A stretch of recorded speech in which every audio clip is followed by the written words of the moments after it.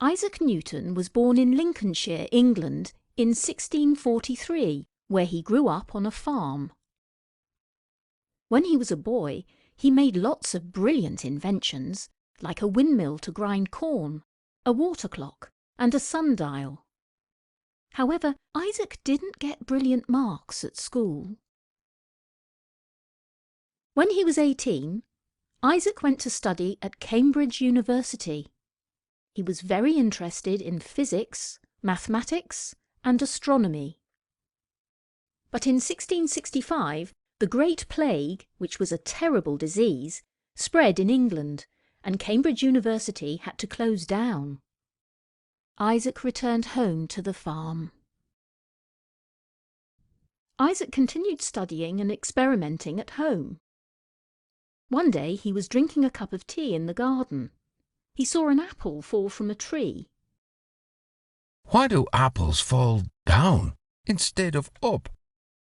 From this, he formed the theory of gravity. Gravity is an invisible force which pulls objects towards the Earth and keeps the planets moving around the Sun. Isaac was fascinated by light. He discovered that white light is in fact made up of all the colours of the rainbow. Isaac also invented a special reflecting telescope using mirrors. It was much more powerful than other telescopes. Isaac made another very important discovery, which he called his 3 laws of motion. These laws explain how objects move. Isaac's laws are still used today for sending rockets into space. Thanks to his discoveries, Isaac became rich and famous. However, he had a bad temper and often argued with other scientists. You stole my discovery!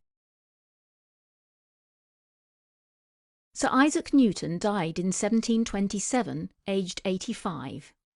He was buried along with English kings and queens in Westminster Abbey in London.